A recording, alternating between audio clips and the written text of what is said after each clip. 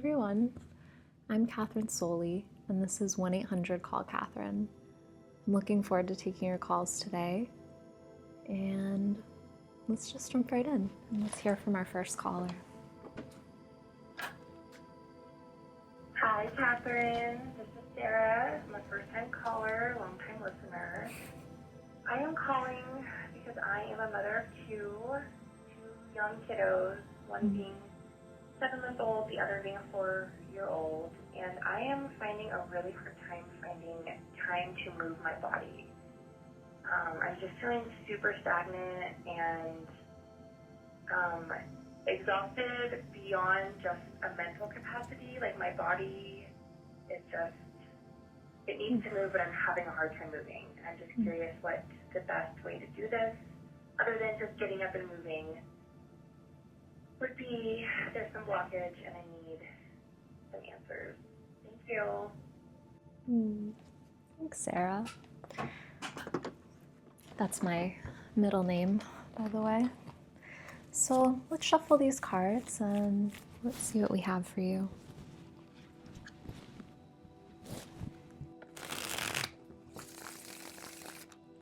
I'm enjoying, I never get to really show off my shuffling skills, my very impressive shuffling skills to people. I usually do my readings as audio recordings, so watch this.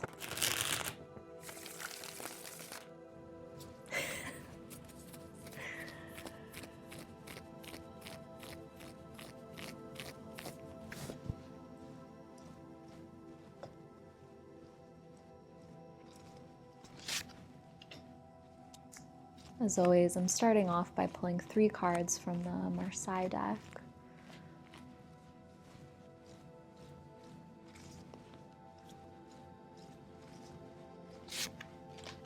This is the version of the Marseille deck as it was restored by Alejandro Jodorowsky.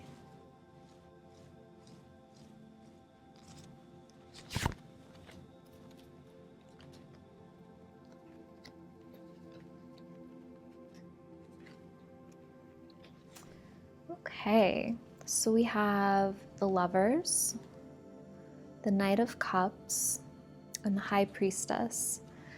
And so we haven't had this come up on 1-800-CALL-KATHRYN yet. This is only our second episode. But last week, for our first episode, we had almost all the cards were in the suits. So the Cups, the Wands, the Swords, the Pentacles. And we didn't have a lot of Major Arcana. I think one card out of the, well, 2 cards, because we had our card of the day at the end, were in the Major Arcana. But so when I see a reading where there's 3 cards and there's 2 or more cards that are in the Major Arcana, to me this indicates that there's deeper themes at play. So I think of the Major Arcana as more, in my language I might say, soul level type themes, or just kind of deeper themes, things that we're working with long term, things that hit us at a deeper level of our consciousness. Whereas the suits are more, they can be very important in our life, they can be representative of important things, but they're more like day to day on the surface. And when I say on the surface, I don't mean that in a negative way or looking down on it or anything. It's just, we have, our day to day existence. We're kind of doing the dishes and taking care of business and this and that. And then there's like these deeper level themes that we're working with. And so we have 2 cards, the Lovers and the High Priestess are both in the Major Arcana. And then even the card that's in the suits is one of the court cards. So the court cards are Page, Knight, Queen, King. And these can, they can be a little bit of deeper themes than the Ace through 10. Let's sit with these for a moment.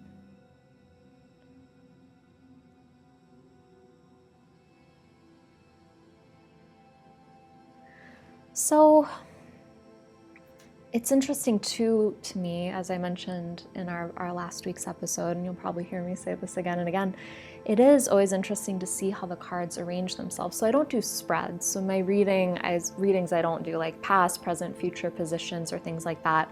But I do look at how the cards talk to each other, how they relate to each other. And in this card, all of the energy is moving this way. It's all moving towards the Lovers card. And when I think of the Lovers card, you know, this is one of those cards that a lot of people are familiar with. People are usually familiar with the Death card. Oh, scary, someone's gonna die. That's not what it means. It's symbolic of change. Or the Lovers card, which like, oh, I'm gonna meet my soulmate. And I don't think that that's what that means either. Both instances, you know, the Death card can come up when there's a physical death happening, but if you think about when there's physical death in your circle, you're usually going through inner changes as well. And the Lovers card can indicate, you know, there can be like a romantic relationship that's there, but in this case, you know, you didn't say anything about your, if you're married or your love life. But yeah, but I don't look at the cards literally, I look at them symbolically. And so when I think about the Lovers card, I think about balance, like feeling balanced within ourselves. And so it sounds like you could use some of that. And it sounds like you're aware of that too, that there's a level of exhaustion. You're saying it's not just mental exhaustion, but it's physical exhaustion as well.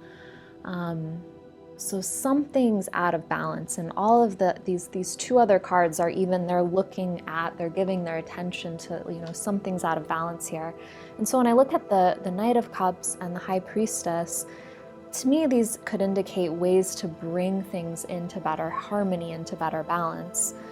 With the Knight of Cups, when I see this card come up, I think about, so the cups are related to the element of water, and I relate them to themes having to do with emotions. And the Knight of Cups is, in this instance, it may be that part of yourself that is needing some extra care.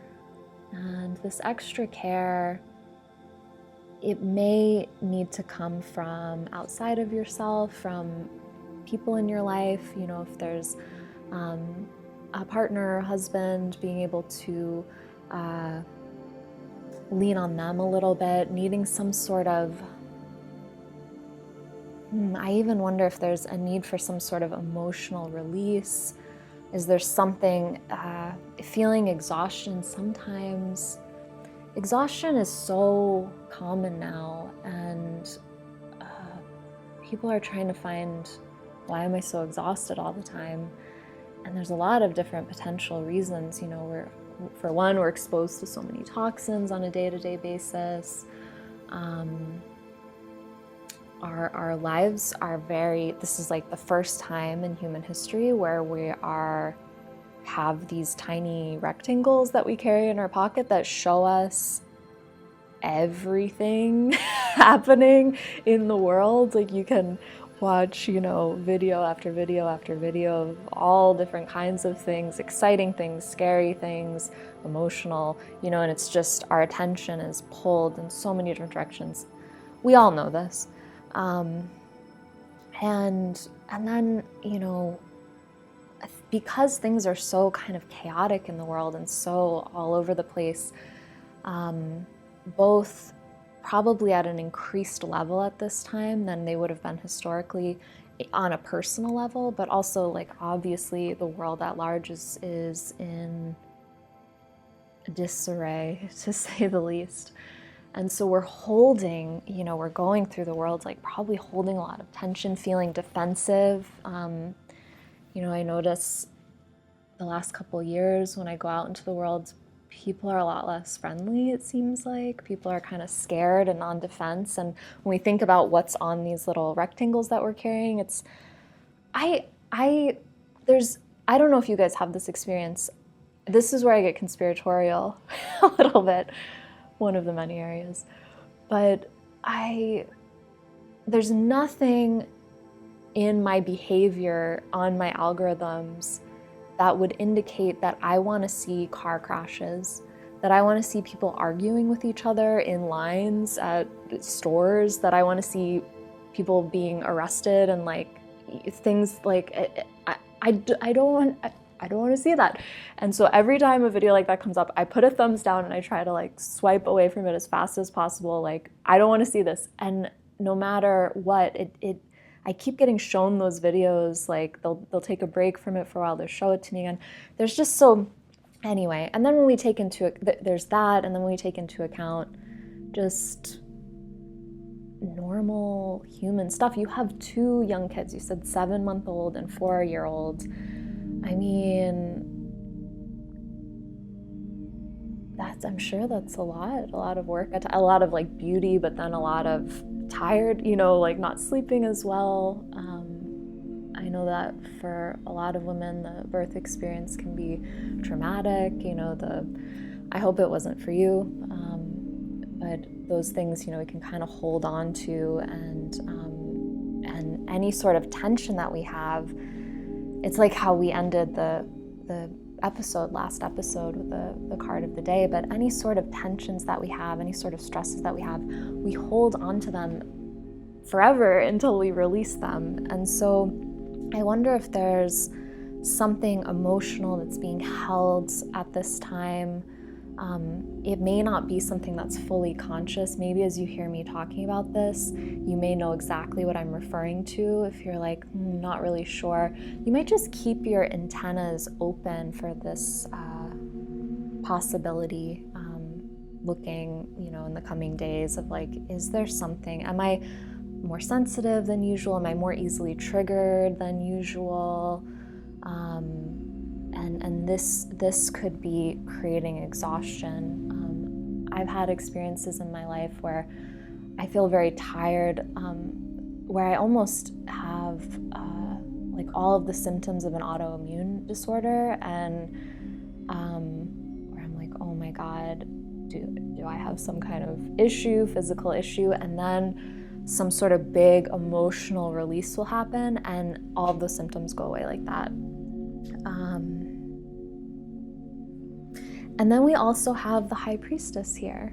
And so we have the emotions, this kind of emotional life here with the Knight of Cups. And then we have the High Priestess. And when I think of the High Priestess, it's like, it's a spiritual aspect of ourselves, but it's almost like I feel like I've just make sure my posture is better when I think of the High Priestess. There's a certain dignity to the High Priestess.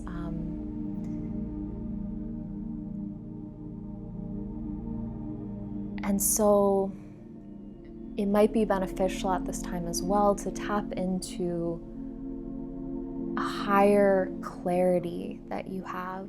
That this higher clarity can come from, I think it comes from a more spiritual part of yourself.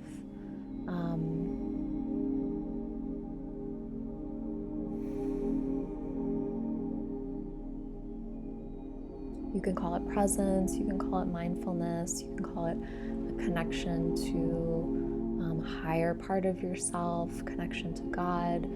There's a lot of different variations in the language that people use to describe basically the same thing.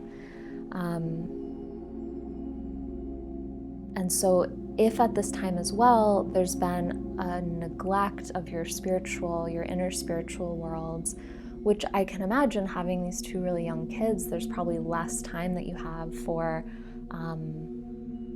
both emotional work and spiritual work, which to me, they're like the same. You can't really have one without the other. And so, yeah, I guess overall with these first 3 cards, it seems like there's something's out of balance at this time internally. And so checking in with the emotions, checking in with your spiritual side of yourself will be or may be beneficial in bringing things into greater harmony, into greater balance. So I always like to end my readings with a card from this oracle deck. This is called the Usi Supra Oracle deck, just to offer some guidance with the themes of these first 3 cards going forward.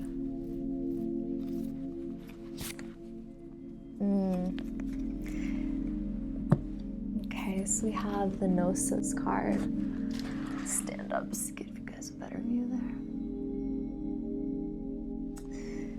And yeah, it's part of why I love this deck so much is it's almost always always. It's so perfect for it's like, do I even need to say anything else? Having the Gnosis card, you know, I relate this to that High Priestess. It feels like it just drives home this idea of like bringing your whole self to this situation. So I know your question was really about moving your body, but it seems like we focused on the blockage to that. And so the Gnosis is just like bringing things all together, bringing things into balance, into harmony, coming back into connection with these parts of yourself. And even if life is really hectic, really busy, overwhelming, and it's hard to tap into these parts of yourself at this time, what if just right now you took 1 minute, pause the video, take 1 minute, just take some deep breaths and see if you can feel into yourself, feel into Sarah, and see what's there.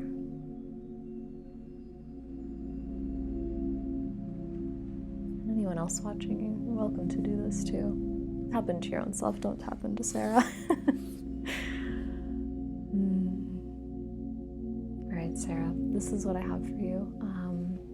I hope that this harmony, this balance comes in its time. You know, when there's these two major arcana cards here, these are themes that may take a bit longer to harmonize. You know, just be patient with yourself, give yourself time to let this play out. Okay. Thanks for calling. So let's take a call from our next caller.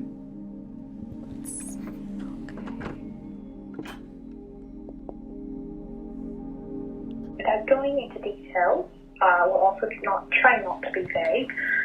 My mother psychologically and somewhat physically hurt me and my sisters as a child. My elder sister has cut herself off completely from both my parents. My other sister lives across the country and has a very surface level and sporadic relationship with them. I, being the youngest by 9 and 7 years, faced quite a different situation than them and lived with them longer.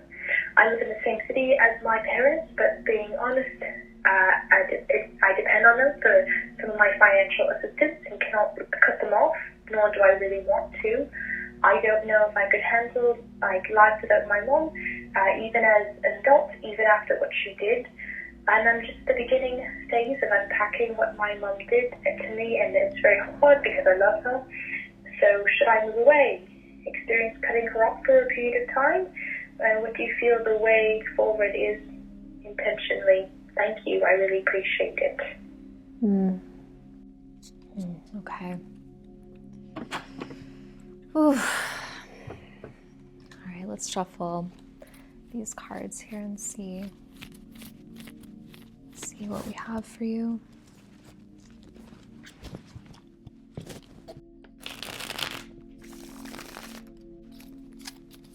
There's a lot of different ways that readers will shuffle their cards.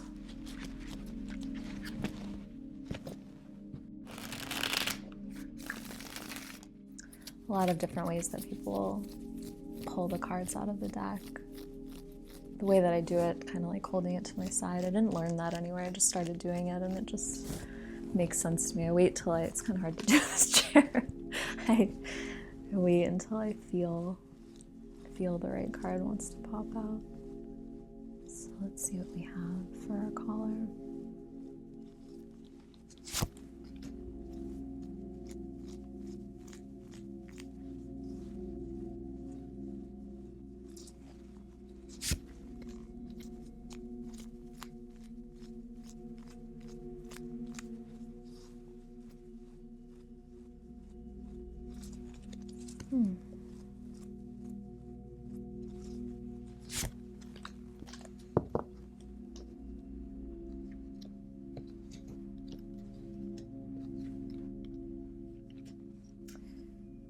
Okay, so we have the Hierophant, the Six of Cups, and the Queen of Cups. So again, looking at the layout, interesting. We have these two figures that are looking inwards towards the Six of Cups. So for me, that indicates that these two symbolic energies, the Hierophant, or here in this deck it's called the Pope, and the Queen of Cups, are both looking, they're giving their attention to, they're focusing on the energy, the theme of the Six of Cups. And so let's start out by talking about the Six of Cups. So it is interesting to note, so I think I might have mentioned in last week's class, maybe I didn't actually, this deck people are probably a little bit less familiar with. If you're familiar with tarot, most people are familiar with the Rider-Waite-Coleman-Smith deck. That's like the most famous, popular deck. I mean, this is pretty well known also, but I stopped using that deck to give readings because it seemed a little biased at times, you know? The cards often appeared scarier looking than I think that they should. But interesting, based on your themes, the Six of Cups in the Rider-Waite-Coleman-Smith deck is the only card in the deck, besides the Sun card, that depicts children. And based on what you're talking about, you know, when I hear this experience that you have, abusive mother, both, you said both psychologically and somewhat physically. Is your mother still that way? Has she repented? Has she apologized? Has she made changes in her life? Or is she still basically not acknowledged anything that happened? Does she repeat a lot of these patterns? You know, that's important, I think, for you to note. And then you're saying, you know, it's hard to, you're just starting to come to grips with what happened, and it's hard to want to separate from your mother in some way. This is, you know, classic. What happens with abuse is you know, and it's hard when it's your parent, because of course, you know, as a child, your parent is your whole world, and you love your parent. So anyway, it's that Six of Cups, you know, to me, this is kind of pointing towards that this goes young, that this sort of, what you're working with now goes young and goes into childhood, which, you know, you basically say as much. And so it's, when I hear this, again, I don't know what the situation is with your mom now. Sometimes parents can be really shitty parents when you're growing up, and then they may go through something, they may go through some self-reflection, changes, they make amends in some way, and can become better people later in life. And in that case, you know, I don't think there's anything wrong with having a relationship with a parent, as long as they've made amends and you feel like you're ready for that.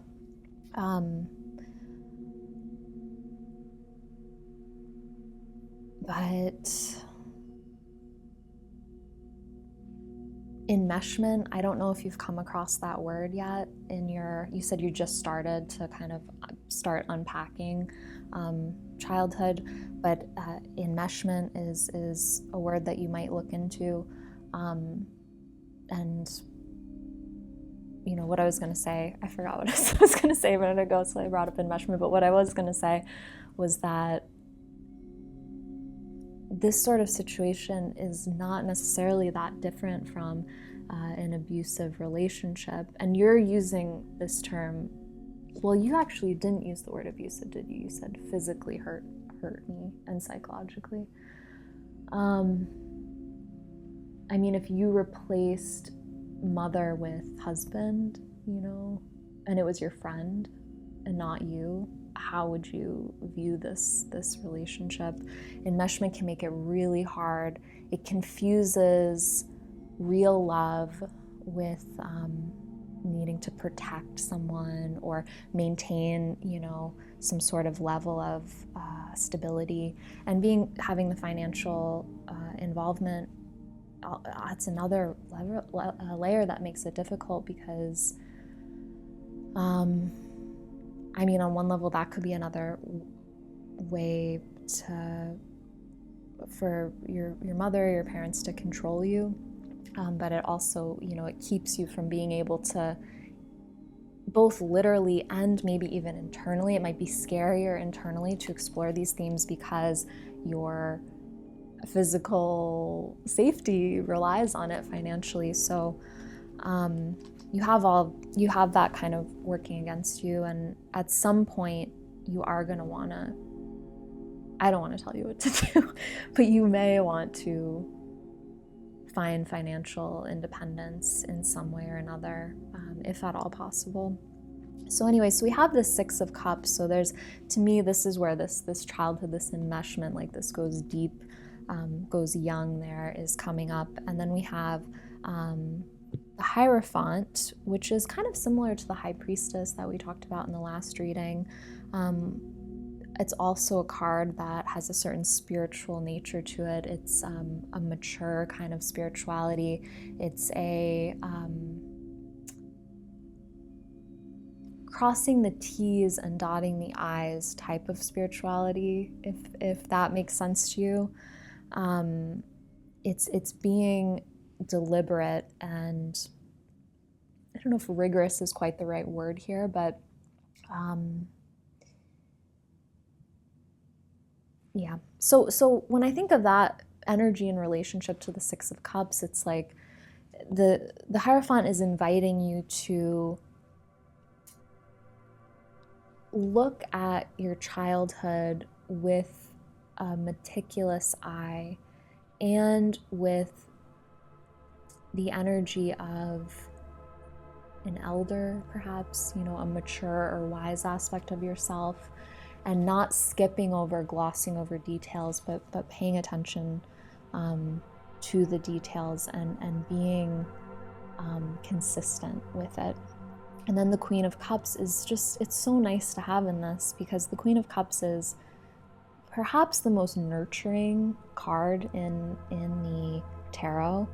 And so when I think about it in relationship to your question as well, in relationship to your relationship with your mother, it sounds like your mothering that you received was not healthy.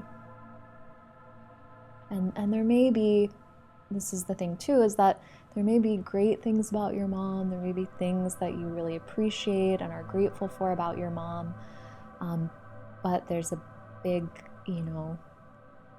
piece here that she hurt you in some way. And so your relationship to mothering,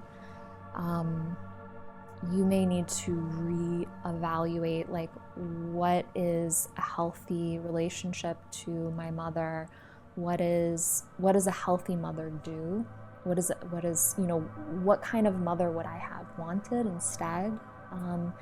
And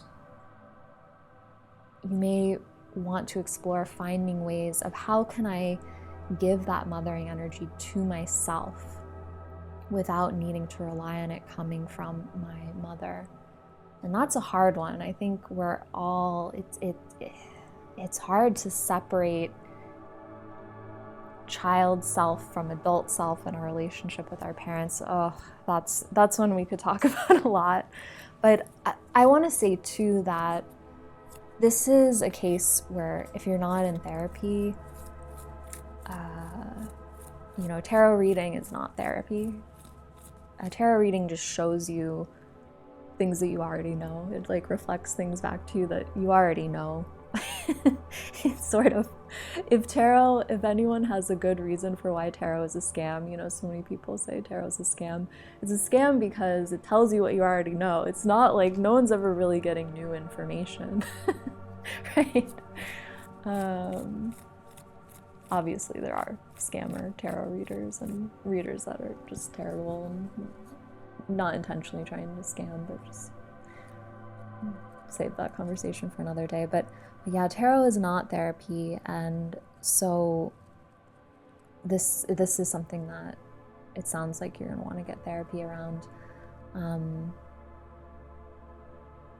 I've had really good luck with Hakomi, that type of therapy, Hakomi.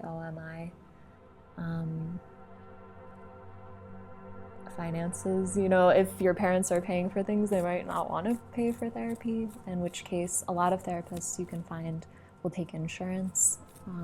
I saw a really excellent therapist for years that took my insurance, and I paid $0 a session, and she was a Hakomi therapist. She was amazing. But it can take a while to find a good therapist, one that you jive with and that is skilled. It's like, I think the vast majority of therapists out there are not skilled at what they're doing at all, and haven't done their own work, and are burnt out. Maybe have good intentions, but didn't really know what they were getting themselves into. So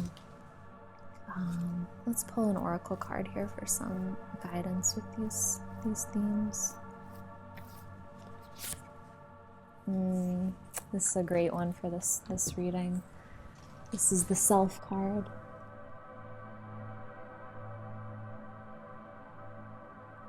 And again, it's one of those ones where it's like, do I need to say anything more?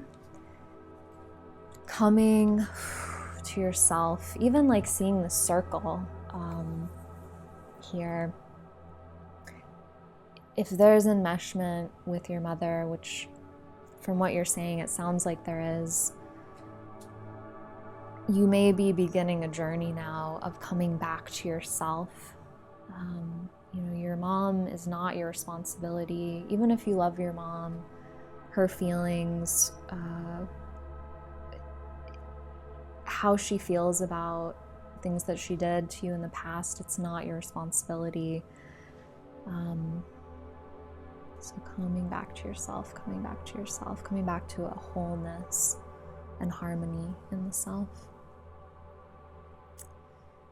So, all right. This one was like a harder one for me when I was going through. I've been listening to every single call coming through, and some of them are like, oof, and this is one that hit a little bit. So I hope that you find peace with the situation, and know that stuff with our parents, it can take years sometimes to really like get through it. Okay, I wish you luck on this journey. Okay, so let's take one more call for today. Let's see here.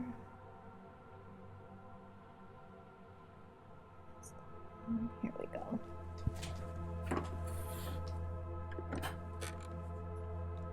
Hello. I'm wondering how to stay any semblance of hopeful given current societal conditions. I find myself being often revisited by the old friends of depression and despair, despite doing all of the individual shadow work, therapy things one could possibly do at this point. And I just am in this place of really feeling like in order to not feel sucked under, societal change is really needed. And I'm really feeling the tension and hopelessness of what's to come this year especially.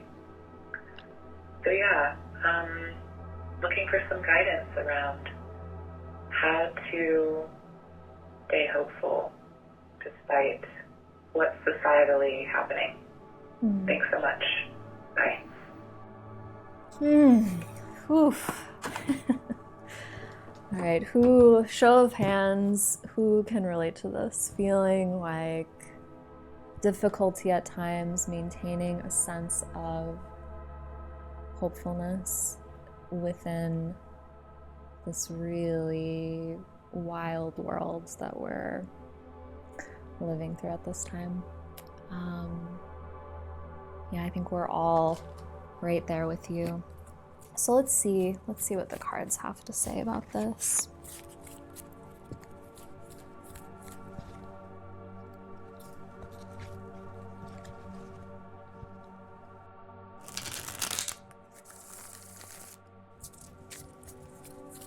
shuffling sound is actually very loud. I had to go in and edit it to be quieter on the last episode, and I'll have to do it again. It's a loud sound.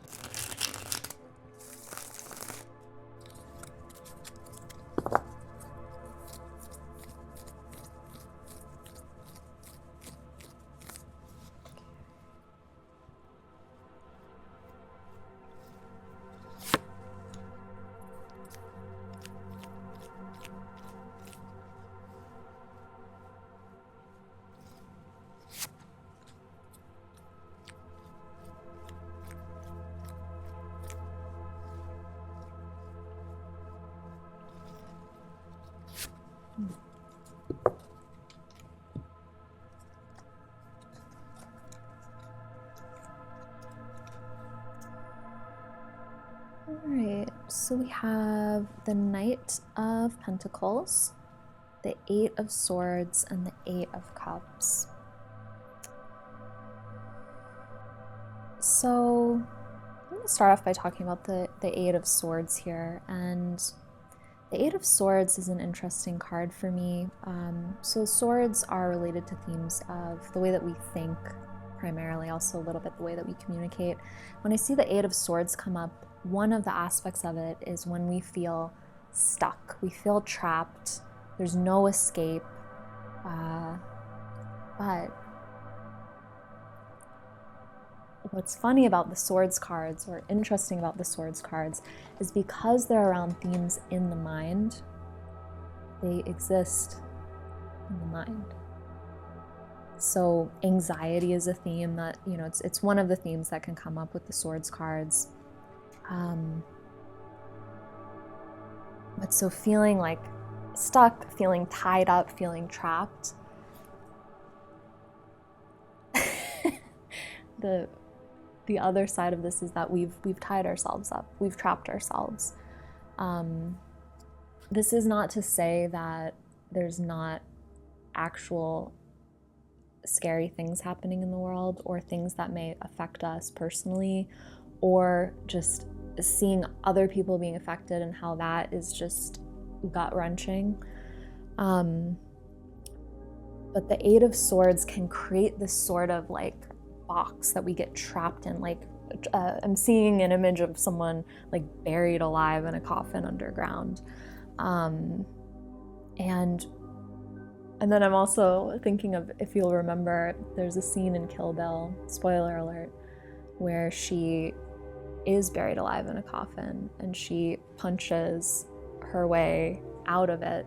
And so in this case, you may need to punch your way out of the coffin that you find yourself buried in at this time, and get some air. Like, make sure that this is another one of those things of having these rectangles in our pockets all day, is that you can just see horror after tragedy, things that no person should have to see like once in their lives, and then we're seeing it if you seek it out, and even sometimes if you don't seek it out, you may see these things multiple times a day. And for some people it's going to desensitize them. For other people it's going to deregulate them. Some people are going to try to fight it in order to not feel so helpless.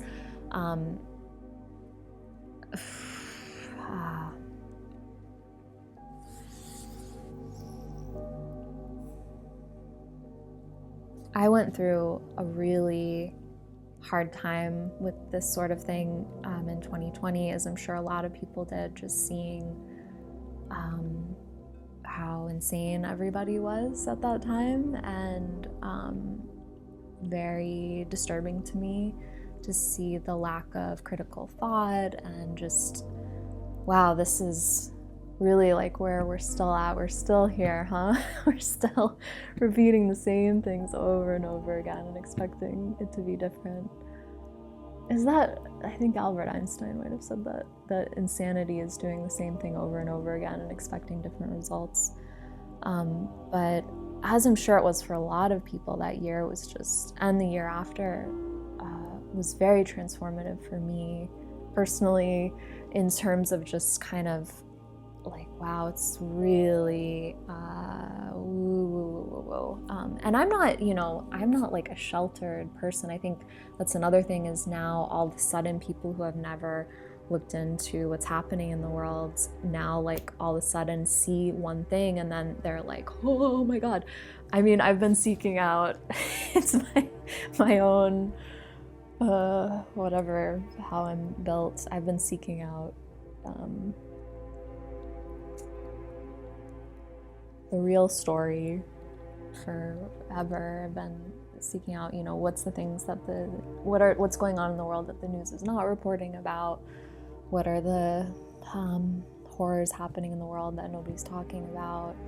And so it's not like I was innocent to that stuff, but it just reached like a new level in me of wow. Anyway, so I think we've all experienced versions of this over the last 10 years or so, if not prior to that. And I think it's important to make sure that you're taking breaks from it and also recognizing, okay, in this moment, I'm safe, hopefully. The sky is blue, the birds are chirping, I have food, just taking time to be grateful for the things that are okay in your life, and then also things that are okay in the world at large, without checking out from it. It's hard. It's fucking hard. It's hard work to find this balance between not checking out, not dissociating, not putting your head in the sand, and also not becoming totally fixated and identified with like all of these horrors that are going on around you. Because either way, if you're on either one of these spectrums, you're not helping anybody. You're just adding to the chaos. And I think it takes a lot of maturity and a lot of wisdom to find that balance. And there's not a lot of great examples that we can point to in the world of people doing that. So the Knight of Pentacles here, to me, this indicates this desire to make change, to make positive change in the world. The Seven of Cups, or the Eight of Cups rather, is really kind of tied into what I was saying with the Eight of Swords. It's like the Eight of Swords can be like that mind prison that we've created, the mind coffin, buried alive thing. I'm sorry to give everyone that imagery, but that's what came to me. And then the Eight of Cups can be a kind of remedy to that. I see that in this instance of that of that making sure to see things positively as well. It is a hard time to be incarnate. Everything is really backwards, and we all know it, but also everyone has different reasons of why they think everything is so backwards. And so everyone in the world basically senses things are out of harmony, things are really disrupted right now. But it's kind of like the Tower of Babel, similar to that story, where we can't all come together because we're all speaking different languages. We all think that there's different causes of it. And again, if I want to get conspiratorial, it may be by design. They want to keep the masses at each other's throat and confused and blaming each other so that we don't come together and create the solutions necessary, which people will tell you that's pie in the sky, that's ridiculous, that you can't solve, it's human nature to fight. No, it's not. It's traumatized human nature to fight. It's traumatized human nature to want to go to war, but it's not inherent to being a human. People will tell you it's too complicated, it's too hard to create peace, to create a healthy, harmonious planet for all living beings. That's not true. What's tricky though is that Tower of Babel thing that we're all coming from. We all have different reasons why we think things are bad. Anyway. All right, so let's pull an oracle card here to finish us out.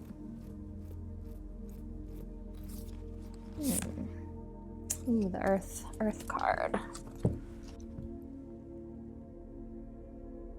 So this is representative of the element of earth, and when I see this, it's basically just a reminder to be grounded, to stay grounded, to not get so much in the head. And the head, the thinking mind, amazing tool that we have at our disposal, our logic, our ability to think, incredible. So grateful for it. And when it rules us and when it's out of balance, it can make things so much more difficult and wild than they need to be. Getting into the body, being present, breathing, important things.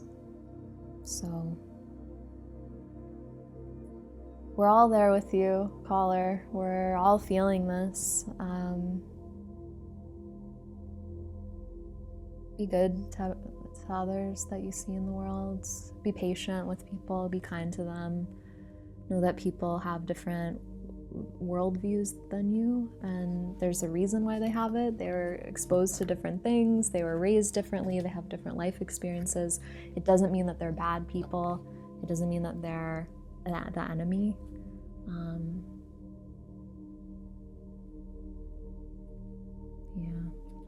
Okay. So let's close the show today with our card of the day. Something to keep in mind for all of us going forward.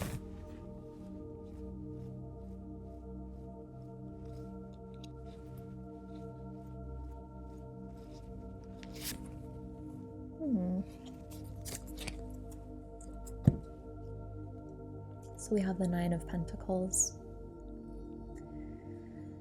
And just like last week, there's some similar themes to what I was just talking about. When I think of the 9 of Pentacles, I think of groundedness. I think of sensuality, which is different from sexuality. Sensuality has to do with our 5 senses. It has to do with embodiment. So you're here, you're in your body. Another thing about keeping these rectangles with us all the time, really dysregulating, really disembodying. Your focus is, you're hyper focused on one little thing. Your attention is focused on one little thing. You forget about your body. Sometimes when I find myself zoning out onto screens, whether I'm like watching a movie or I'm on my phone or whatever, all of a sudden I'll notice, I'm holding my body in not a good way right now. I'm gonna hurt myself. I'm in like some weird posture. And that happens because it's like my attention is totally focused on this one thing and I'm ignoring my body. And so when I see the 9 of Pentacles come up, it's like, get in touch with your senses. What do you see? What do you taste? What do you smell? What do you hear? What do you feel? Are you clenching areas of your body? Is your pelvic floor clenched? Is your belly clenched? Is your jaw tight? Are your shoulders tight? Are you holding tension unconsciously in your body? Can you take time right now and regularly to enjoy what's around you, to enjoy what's here?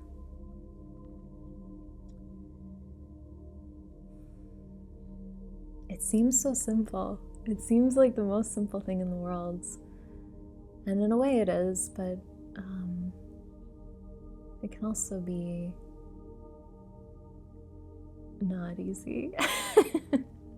Especially at this time in the world, and especially when we're also dealing with, again, all of these horrors unfolding on the world stage.